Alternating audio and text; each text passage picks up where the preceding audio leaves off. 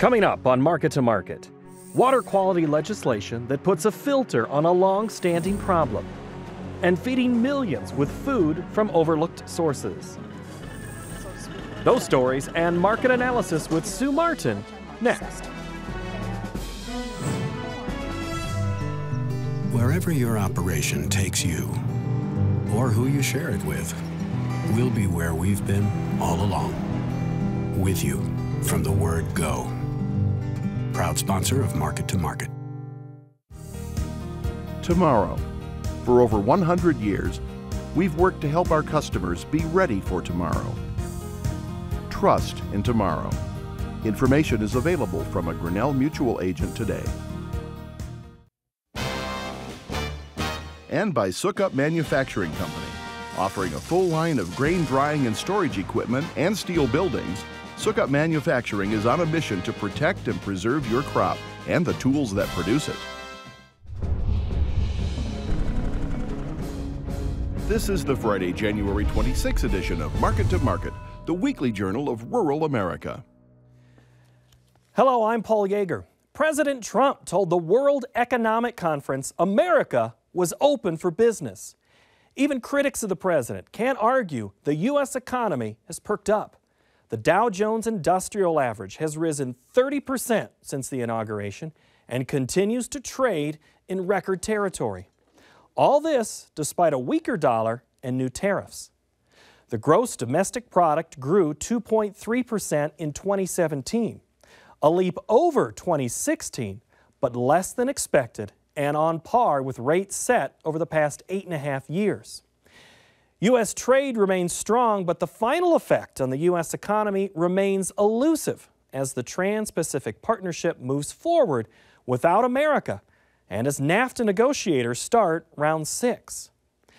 A shift in environmental policy has been among Trump's changes. States' rights appear to remain intact for things like water quality. A 2008 federal plan that allows the 12 states in the Mississippi River watershed free choice in how it makes cuts to nitrogen and phosphorus runoff remains untouched. Some of the states involved have enacted laws, but Iowa, the #1 producer of corn, continues to fend off mandatory rules. Josh Bittner has the details. This week, the Iowa Legislature passed a water quality bill that allocates $282 million over 12 years to fund voluntary efforts to reduce agricultural runoff into state waterways. Let me assure you, passage of this monumental legislation does not mean that the water quality discussion is over. Rather, it ignites the conversation to implement and scale practices that will continue to make an impact on water quality.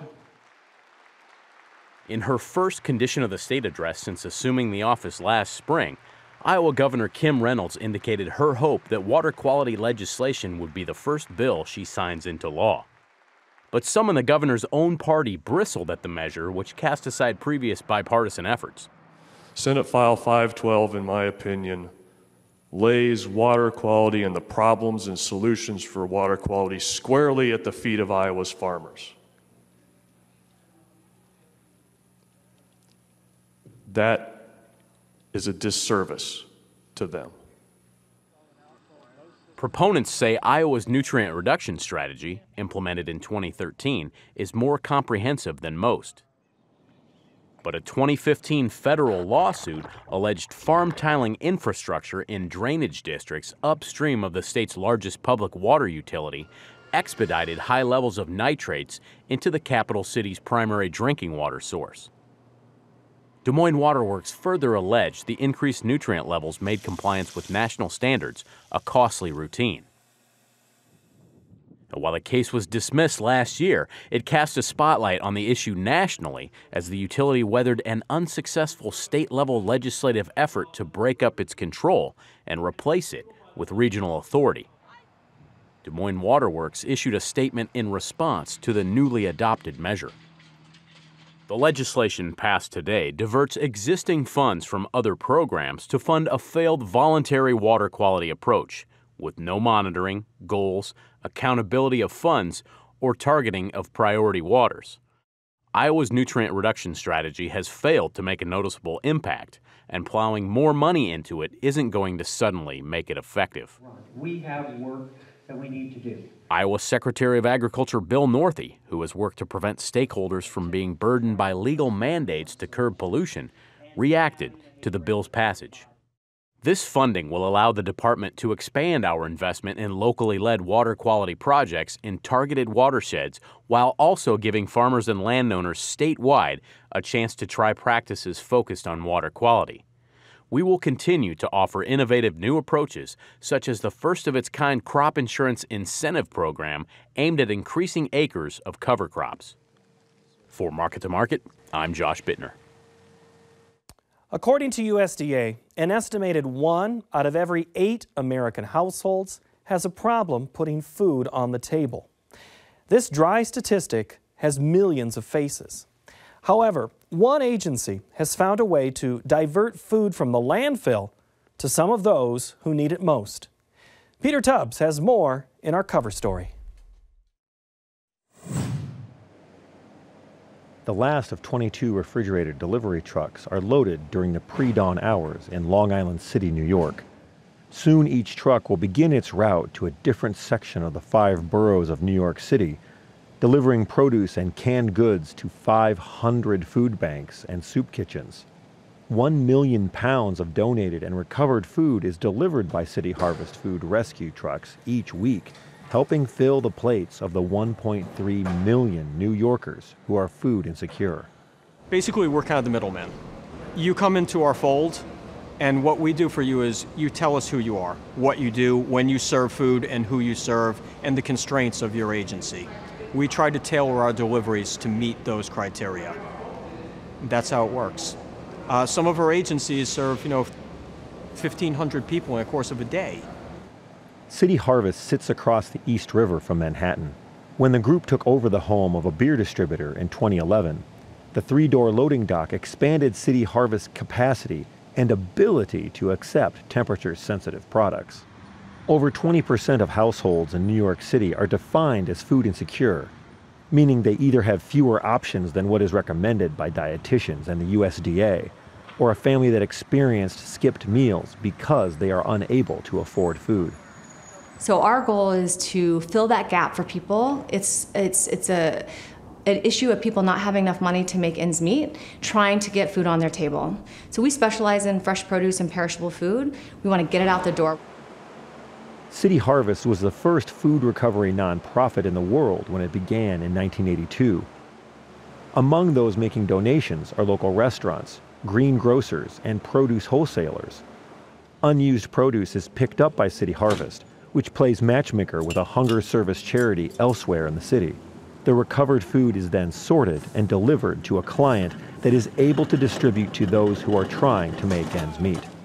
And we have a basic menu that we work off of, but then on any given day, City Harvest can come up and drop off pounds of fresh vegetables that they've rescued from the green market or they've gleaned from a farm in upstate New York. And, we have to change quickly and we have to react to that.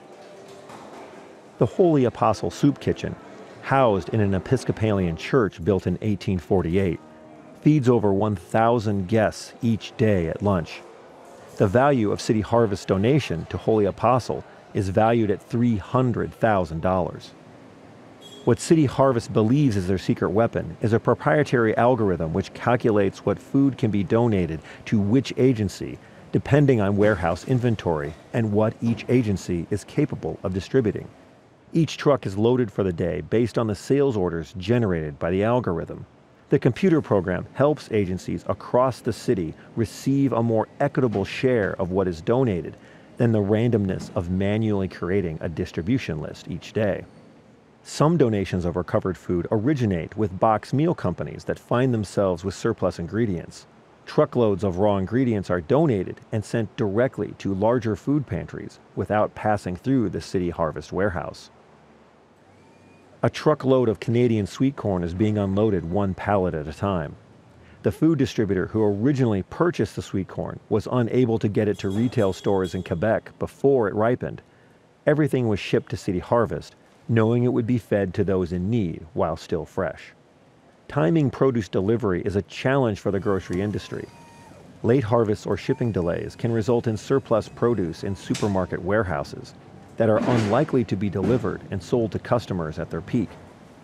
The solution that makes more economic sense for most operations is to donate the surplus to organizations like City Harvest. The agency also supports growers from outside the region directly. If producers can pack leftover produce into distribution-ready containers, City Harvest can get the overruns to an end user, whether soup kitchen or family. Sometimes if the farmer knew, we'll send the truck, all you have to do is load it up, no worries, we'll pay the bill.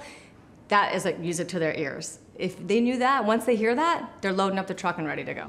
So we pay the third-party freight, and we help the farmer with a little bit of a stipend. The morning rush has slowed at the Sullivan Street Bakery in the Chelsea neighborhood of Manhattan. A City Harvest driver stops in to pick up a donation of baked goods that went unsold the previous day. Obviously, as a manager, my job is to try and sell as much bread as I possibly can. But at the end of the day, it's really nice to know that City Harvest is going to collect our bread and it's going to go on and find a second life. Definitely makes you feel better about having that waste at the end of the day because it isn't wasted.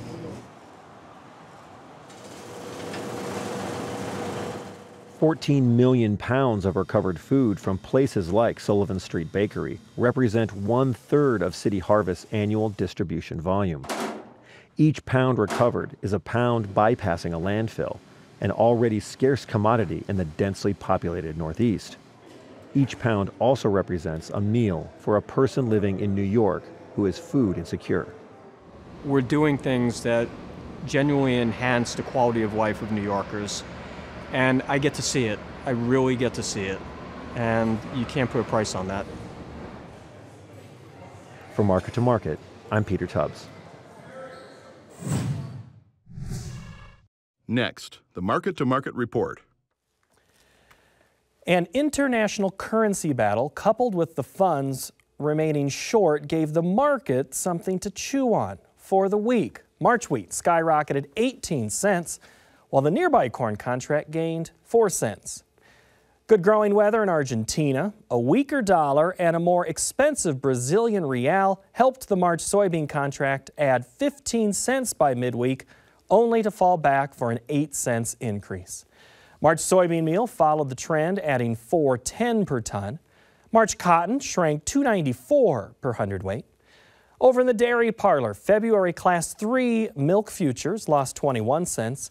The livestock sector had a volatile week. The April live cattle contract moved $1.90 higher. Nearby feeders put on $1.13, and the April lean hog contract shed $1.70. The U.S. dollar index dropped to another 3-year low, plunging 144 ticks. March crude hit 3-year highs, pumping $2.83 per barrel higher. That's in oil. In gold, the COMEX gold added $19 per ounce, and the Goldman Sachs Commodity Index jumped 13 points to close at 463.70. Here now to lend us her insight on these and other trends is one of our regular market analysts, Sue Martin.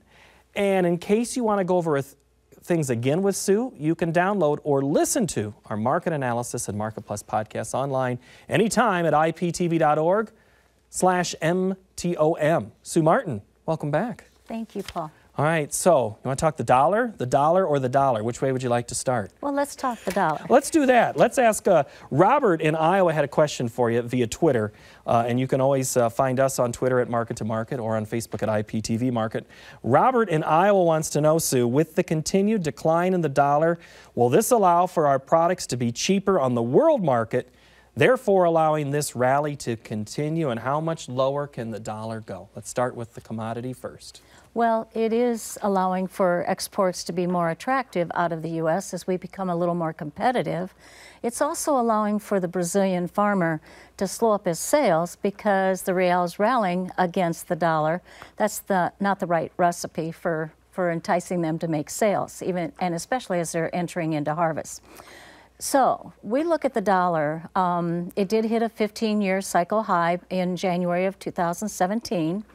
And when I do the counts off that, a wave 4 does come in at 87,670. Okay. Not much lower, No, but there not much should be more. awful good support there. That will then probably sponsor a rally, and you know every negative market has short covering rallies occasionally. We've had an 8.4% increase since the election. It's only been at 90 since December of 14, so the dollar just continues to perform. So it had a big impact, though, on wheat this week, right? Isn't that what was moving that market? Well, maybe a little bit of weather with that. You have the 7 to 15-day forecast calling for bitterly cold, much below normal temps across Canada and the northern, maybe the upper Midwest, northern plains. There's not much snow cover, and that's feared that there may be some winter kill up there. That's falling on top of the fact that there's not a lot of snow in the southern plains and the lowest acres since 1909. So when you put all that together, it doesn't spell a market that should keep going down, and you had heavy short positions by funds which have been short for a while. Wheat made higher highs last year, closed the year higher, while corn closed just a shade lower and wheat or beans closed lower. So we're due for another rally. Due for another continued rally? Do you make a sale now, or do you think we're going to go a little higher? Well, you're coming into some little bit of resistance, but I think if you were like narrowed down to this next week, I'd wait till Wednesday. Okay. Why Wednesday? You don't want to know. All right, I'll trust your word on that. Wednesday. All right. All right, so corn, though. Wheat maybe followed corn a little bit. Corn comes off. It's its highest in 2 months. But that range, though, has been stuck in that 350 area. Are we ever going to break out of that? Yes, we are. Higher or lower? I think we're going higher. Corn is dirt cheap. You're lowering acres. The one thing that amazes me, first off, we all know the negative news. It's been pounded and pounded and pounded. But the thing is, you always go from extremely big supplies. You know, they say the cure for cheap prices is cheap prices. Right. And so we evolve higher, and there's different things. Foreign production deficits are record high this year. And that's taking the U.S. out of the picture, kind of telling us how bad they need us, and it's record large. Now, foreign coarse grain deficits maybe not quite so aggressive, and neither is wheat. But so we do have some, it'd be neat if they were all the same way, but they're not.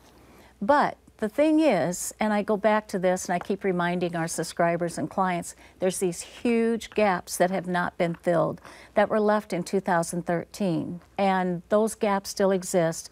They're very largest, and you can't miss them. And once we get a reason for these funds to start motating, and they start coming out as shorts, and they start thinking they've got a reason, weather could be one. Okay. You know, as we get this hard, bitterly cold snap in February, we take 5 weather services. And out of those services, I think I've got 2 that are saying we're going from a bitterly cold snap into spring. Winter will be done, we're going into spring, we'll see early plantings, and then all of a sudden we evolve into June and we're hot and dry. So it sounds like an early planting season. Corn quickly, so you're saying maybe hold a little bit for a little more of a rally? I tell you, I think we're going to see much nicer prices this year. The one thing I got to share on corn, since 1968-69, we have had 12 other times that our exports were below were less than what our carryout is, and we do have that again. Now, that doesn't necessarily mean prices have to go down, but what it does is it gives you just a hair bit more tenuous, stair-stepping fashion. It's not a runaway market. So the weather probably will be watched real closely because we do need it. And you've got China on the flip side, growing towards more ethanol production, and they're trying to get rid of the cheap corn they have, but I should say poor quality corn they have. But unfortunately, prices have been fairly high, so they're worried about farmers getting enticed into planting more corn acres. They don't want that. They want more beans. Well, let's talk volatility. Let's go to soybeans then, because on Thursday you have Treasury Secretary Mnuchin talk about a cheaper dollar and how good that is. The president counters that back. That seemed to be felt mostly on the commodity side in soybeans. Is that about right? Well, it was, but beans got up to a psychological resistance of the $10 level. You had every contract there. March beans got over $10. This last fall, it was such a stretched out fall that farmers were able to manage their crops a little better of what they sold off the combine. And you had farmers taking the loan out more aggressively this year. So I think that when I look at crops, I think farmers are holding a lot of beans. I think they're holding a lot of corn. I think they're holding a lot of everything. That maybe is a little negative, but our demand is good domestically for crush. But you look at South America, and you've got Ag Rural's talking 114 million metric tons. They're pretty consistent. And then you look at AgriConsult, they're talking 114.1, right in line with last year's record. You know, it just seems to me the weather hasn't been quite as nice as it was last year. Maybe a little pickup in Asian rust, but not a lot of talk about it. That's more in Brazil, is that what you're talking about, yes, the Asian rust? Yes, yeah. And then you've got Argentina, flipped on the drier side. Their production's going down, so the trade's saying, well, Brazil's going to make up for Argentina. But here again, foreign production deficit is record large. And that means if they have a little issue, and then we come back with an issue, that market's going to be on a move, because soybeans are always your speculative market. Always something to watch. I need one thing to watch, which was late after the trade closed today, was cattle on feed. Let's talk a little livestock here, Sue, if you would. The big number, cattle on feed, the trade expected 107%, ends up 108%. What's that mean? Well, that's okay. It's not a big deal. So you don't think that's a lot? Well, you might say it's a lot, but here's the deal. If you look at the placements were expected to be down about 3%, maybe almost 4%. It came in at 1% higher. Yep, 101. That's pretty awesome, because that's very positive for the feeder cattle market, and here's why. If you look at the placements and the weight breakdowns, the lightweights were up about 8% in placements. And then you look at the heavier weight feeder cattle, and they were anywhere from 1 to 7% down. The feedlots are full. I talk to people that go to auction barns, that are buyers, order buyers, and they tell me that the numbers this year are quite a bit down from a year ago in numbers coming to the auction barns, especially for heavyweights. I think what's going to happen is we get in another 30 to 45 days, this feeder market's going to start to really take off. They aren't going to be able to find feeders. The weight pastures are empty. They don't support the cattle. And then what about Montana? You know, disappearance in this cattle on feed report was 35% higher than a year ago. And we also have to keep in mind that in 2016, there was one more marketing day than this last December. So when you have placements up 1% on a down day, or 1 year or 1 day less, you know, and then you look at the year before had an extra day in there even, that's pretty impressive. It just tells you how they're moving these animals into the lots. There's not going to be cattle ready. This market's going to go ballistic. Well, and you already had 9 consecutive up days prior to yesterday when you had a limit sell-off. Production is the best in 5 years. Demand keeping up. Feeders, quickly, Sue, we still had lots of green, but you're still saying lots of supply tightness is what you're saying is coming. Well, absolutely. And feeder cattle and even the fats were tight supplied for the next 60 days. And this afternoon, you know, the packer was waiting for this report, and he didn't get handed a carrot. All of a sudden, they were outbidding in Texas and Kansas 126. They weren't getting any takers. So I don't know how they've ended up, but I got to tell you, at 126 or higher, I think we're going to have a sharply higher opening on Monday morning. The cattle market, we have indicators that we really love, and they work well in cattle and milk futures and on crude oil. And those indicators on quarterly data, one of them has been positive the whole past year, with lots of room yet to go. Because of quarterly data, they're rather slow moving. The next two, all three have to click together. The next one is just sitting there waiting to confirm at the end of March. And then the next one's like right there with it. I'm almost wondering if the two will turn together. Now, that said, then what happens? Where does it go? Well, you have an 18-20 quarter moving average up around 169. Ooh. I'm thinking there's a possibility feeder cattle could go to that. But there's more to this meat market, Paul. And I'd love to hear it. I'm going to have to save it in Plus. You gave me a breath. I'm going to take it. We'll talk about hogs and cotton in Plus and answer all those other questions. Sue Martin, thank you so very much. That does wrap up the broadcast portion of Market to Market. Thank you, Sue. However, we will keep the conversation going, including answering more of your questions during Market Plus, available in podcast and video form on our website. And you know what? If you haven't liked us on our Facebook page of IPTV Market, what are you waiting for? Why not? Visit today to find pictures and polls, make a few comments on our posts, or leave a question for one of our analysts. And join us again next week when we'll check in on South Texas farmers and ranchers rebuilding after Hurricane Harvey. So until then, thanks for watching. I'm Paul Yeager. Have a great week.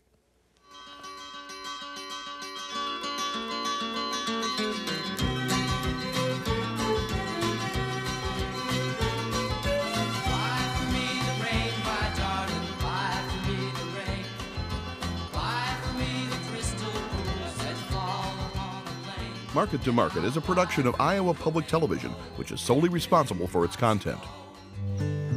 Wherever your operation takes you, or who you share it with, we'll be where we've been all along. With you from the word go. Proud sponsor of Market to Market. Tomorrow. For over 100 years, we've worked to help our customers be ready for tomorrow. Trust in tomorrow. Information is available from a Grinnell Mutual agent today. And by Sukup Manufacturing Company, offering a full line of grain drying and storage equipment and steel buildings. Sukup Manufacturing is on a mission to protect and preserve your crop and the tools that produce it.